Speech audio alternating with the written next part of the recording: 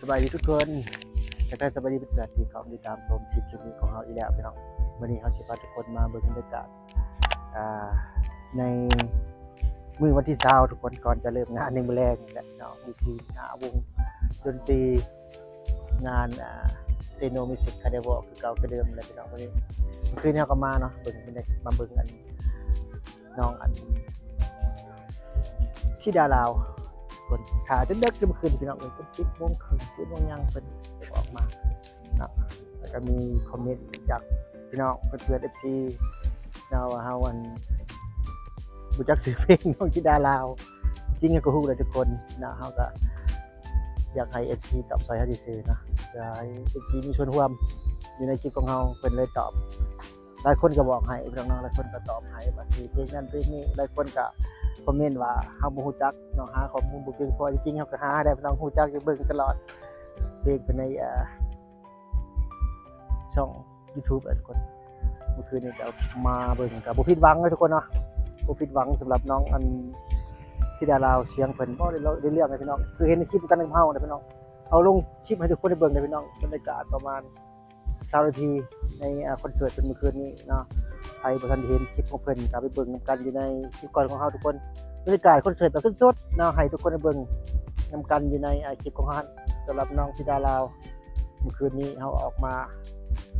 รอถ่าเก็บภาพบรรยากาศให้พี่น้อง FC หลายๆคนก็คอมเมนต์เด้พี่น้องเนาะว่าอยากเบิ่งบรรยากาศสดๆบรรยากาศคอนเสิร์ตก็จะบ่แม่นสดพี่น้องเนาะสดเฮาจะไลฟ์สดเองเฮาบ่ไลฟ์สดเฮาก็เฮ็ดคลิปอัดคลิปให้พี่น้องได้เบิ่งทุกคนในคลิปของเฮานั่นเองทุกคนเนาะสำหรับน้องธิดาลาวเมื่อคืนนี้ถือว่ามีพ่อแม่พี่น้องจากฝั่งลาวหลายๆคนในทุกคนมาถ่าเบิ่งจนดึกบ่ว่าจะเป็นผู้เฒ่าผู้แก่เนาะ FC น้องธิดาลาวทุกคนมาถ่าเบิ่งเมื่อคืนนี้หั่นเนาะมื้อนี้ก็เป็นอีกมื้อนึงทุกคนเนาะ ที่ว่าเป็นมื้อสุดท้ายแหละคือว่าละวันที่วันที่20วันนี้พี่น้อง20ธันวาจะมีศิลปินดังจากฝั่งไทยคือไมค์พิรพรแล้วก็น้องไข่มุกเดี๋ยวว่าตอนนี้เฮาเห็นอยู่ในเพิ่นลงในเพจเพิ่นเนาะก็น้องไข่มุกก็มาฮอดแล้วเนาะฮอดเวทีแล้วตอนนี้แต่ว่าเฮาก็มาอยู่ที่หน้าเวทีแล้วตอนนี้พี่น้องเพิ่นก็กำลังสิเยี่ยมขึ้นชาวเช็คที่ตำบลเนาะแล้วเจอกันอีกพี่น้องอยู่ที่งานสิเก็บบรรยากาศที่เบิ่งอีกเล็กๆน้อยๆนะในมื้อแรกครับสำหรับงานคอนเสิร์ตเซโนมิวสิกคาร์นิวัลนั่นเองทุกคนเดี๋ยวสิเบิ่งบรรยากาศแบบคร่าวๆตอนนี้ยามประมาณ 4 โมงตอนนี้ทุกคนเนาะ 4 โมงแรงเดี๋ยวสิเก็บบรรยากาศเบิ่งทำกันในงานคอนเสิร์ตของเพิ่นนั่นเองนะจ๊ะนี่ทุกคนบรรยากาศอยู่ที่เซโนงานเซโนมิวสิกคาร์นิวัลนั่นเองทุกคนบรรยากาศในช่วง 4 โมงตอนนี้เพิ่นกำลังที่ชาวเช็คกำลังเตรียมงานในพี่น้องเตรียมสถานที่ตอนนี้ศิลปินดังจากฝั่งไทยก็มาแล้วพี่น้องเนาะโดยเฉพาะน้องไข่มุกครับเนาะส่วนไม้พี่น้องพรยังบ่เห็นเลยทุกคนก็ยังบ่ได้เห็นอยู่ในอัปเดตเพิ่นคือเพิ่นลงมาฮอดแล้วบ่เนาะ สำหรับบรรยากาศอยู่ที่งานเซโนมิวสิกคาร์นิวัลนั่นเองได้ก็ได้แล้วเจอกันทุกคนคือเก่าคือเดิม เอาอยู่หน้าบูธอยู่ดีเทลตอนนี้ นี่นะมายืนถ่ายคลิปอยู่ตอนนี้พี่น้องเราถ่ายเก็บบรรยากาศทุกคนได้เบิ่งกันนี่คือบรรยากาศยามแรงพี่น้องทางด้านหน้าก็จะมีร้านขายเครื่องขายของกันมีงานมันสไลด์ดอกสไลเดอร์ในต่างๆของพ่อค้าสาขาเพิ่นมาตั้งบูธขายสินค้าอยู่พี่น้องมีป๊อปคอร์นมีทุกคนนี่ป๊อปคอร์นก็มีทุกคนพี่น้องท่านใดอยากกินป๊อปคอร์นก็มาได้นะพี่น้องนะมื้อแรงๆอีกครับพี่น้องอีกเล็กๆน้อยๆจังสิมาเก็บภาพบรรยากาศให้ทุกคนได้เบิ่งกันอยู่ที่งานเซโนมิวสิกคาร์นิวัลในมื้อนี้นั่นเองทุกคนมื้อสุดท้ายแล้วพี่น้องท่านใดบ่ทันมาก็มาได้แล้วพี่น้องเนาะมื้อแรกเนาะมาได้มาเบิ่งมาชมมาให้กำลังใจศิลปินดังจากฝั่งไทยฝั่งลาวนะทุกคนจะบ่แม่นจะจากฝั่งไทยพี่น้องฝั่งลาวก็มีมื้อแรกนี่ขึ้นพี่น้องเนาะดีจอกดีเจยังติดตามกันมาพี่น้องมื้อแรงมาเจอกันในงานของเฮาวันนี้นั่นเองเนาะ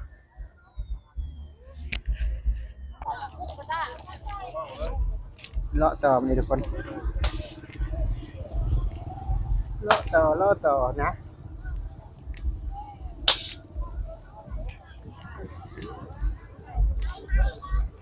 นี่ก็ทุกคนเข้าไปทางงานนะทุกคนว่าจะมีนักห้องมาแล้วบ่มาซาเช็คแล้วบ่ไปเบิ่งกันทุกคน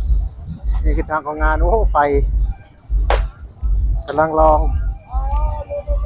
ไฟทุกคนตัวนี้ไป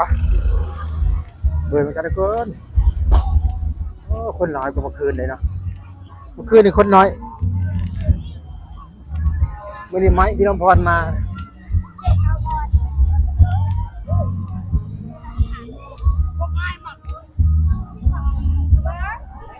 เล็กน้อยก็หลายได้พี่ทุกคนเมื่อที่ว่าไม้พี่น้องพรมานี่มาทางขายเสื้อขายของ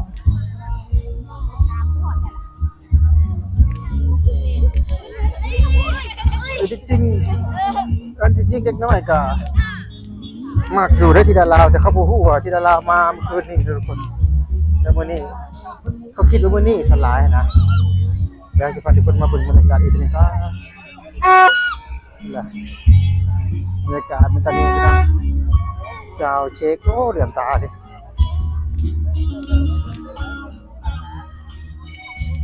ว้าวนี่ทุกคนบรรยากาศตอนนี้กำลังชาวเช็คอยู่ตอนนี้พี่น้องบรรยากาศมันได้คนหลายกว่าเมื่อคืนเนาะเมื่อคืนนี่คนโบราณปนี้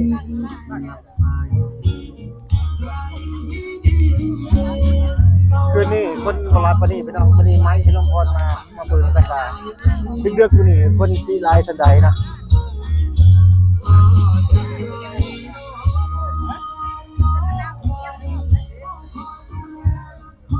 บรรยากาศคนหลายเลยทุกคน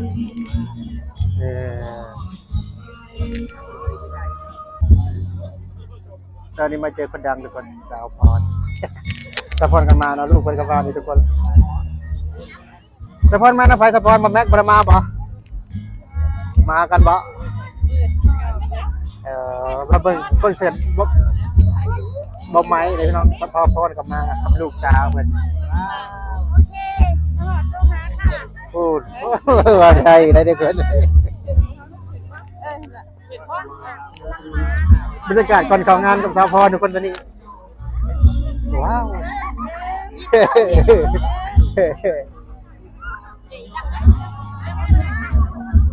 มีคนลุ่มใจหูไปเลยทุกคนสาวพรว้าว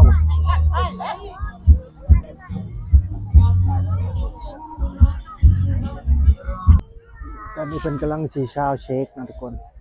ไม้พิรพรไข่มุกดาไว้วันนี้ที่มาอยู่ในงานขึ้นสุดท้ายนะคำขึ้นสุดท้ายของเซโนมิวสิกคาร์นิวัลนั่นเองน้องนะบรรยากาศเอาวะมีพี่น้องคนกำมารอหลายเลยนี่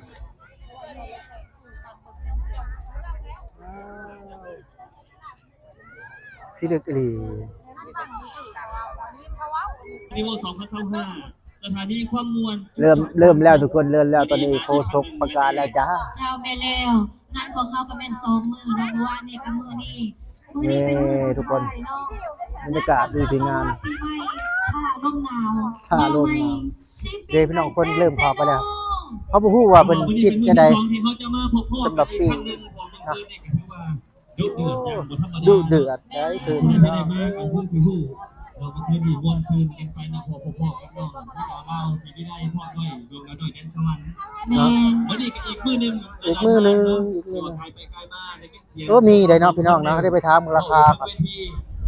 บรรยากาศดีพี่น้องวันนี้ดีมีจำนวนจำกัดมื้อนี้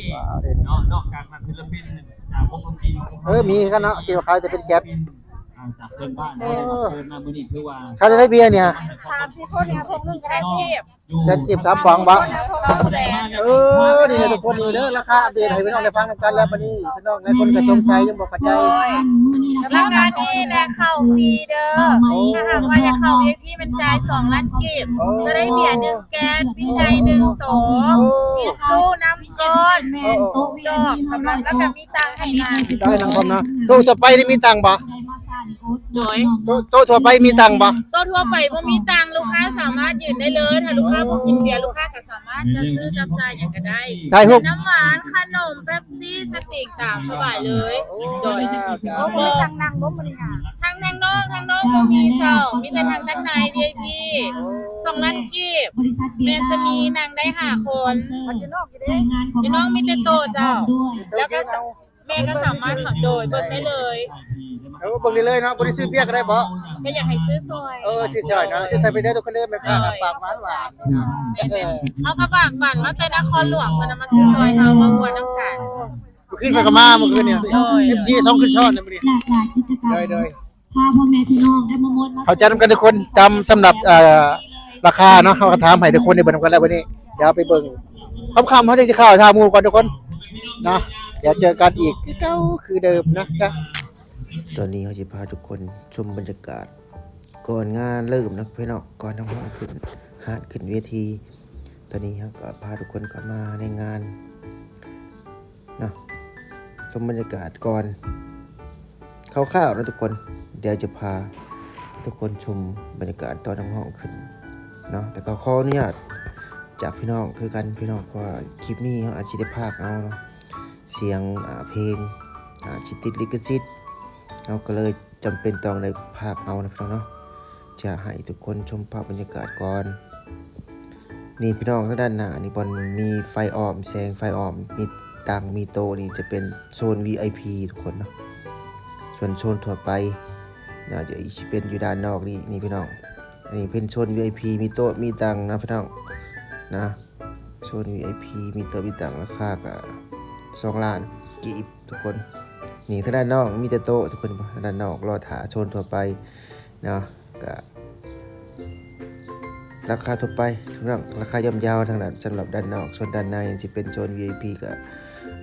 สีเพลงไหนนี่พี่น้องเนาะด้านนอกคนทั่วไปก็สิยืนถ่ายทางด้านนอกแบบนี้พี่น้องรอเบิ่งนะนี่พี่น้องนี่ก็อยู่ในช่วงเวลาของการเปิดเพลงของดีเจรอถาศิลปินดังจากฝั่งไทยคือเนาะไม้พี่น้ำพรแล้วก็ไข่มุกเดอะไวท์ทุกคนเนาะไข่มุกลุงรัดนี่พี่น้องนี่มาแล้วพี่น้องอันนี้ก็คือไข่มุกลุงรัดนี่พี่น้องเนาะเขาก็ได้มีโอกาสได้มาเก็บบรรยากาศช่วงน้องไข่มุกลุงรัดขึ้นส่วนไอ้ไม้พี่ลมพรแม่นเฮาบ่ได้มีโอกาสขับมาถ่ายดูหน้าห้านหน้าเวทีทุกคนก็เลยมีโอกาสได้มาเก็บบรรยากาศของน้องลุงรัดไข่มุกลุงรัดนั่นเองทุกคนขอโทษขออภัยกับ MC พี่ไม้เนี่ยทุกคนเนาะอาจจะบ่ได้เข้าตอนช่วงพี่ไม้มานะตอนพี่ไม้ขึ้นนี่คือน้องไข่มุกลุงรัดนะพี่น้องเนาะน้องก็น่ารักมากเลยนะเสียงเพราะสำหรับน้องไข่มุกลุงรัดนะเพลงอาจจะบ่ได้ยินดอกพี่น้องเนาะ เพราะว่าเขาก็ได้พากเอาพี่น้องเพลงมันติดลิขสิทธิ์เนาะขอโทษขออภัยหลายๆคือว่าแหละมันลง YouTube เนาะติดลิขสิทธิ์มันอาจสิคลิปมีปัญหาก็เลยได้พากเอาแบบนี้นะทุกคนเก็บบรรยากาศคร่าวๆในงานคอนเสิร์ตอยู่ที่ฝั่งลาวเนาะน้องห้องฝั่งไทยมาห้องเพลงที่ฝั่งลาวนะไข่มุกลุงรัดตอนนี้พี่น้องเราก็ดีใจหลายที่ได้มีโอกาสดีได้มาเห็นตัวจริงเพิ่นตัวจริงก็ถือว่าน่ารักมากเลยพี่น้อง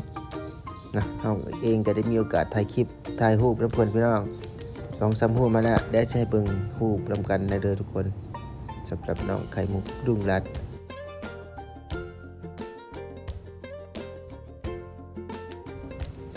สำหรับงาน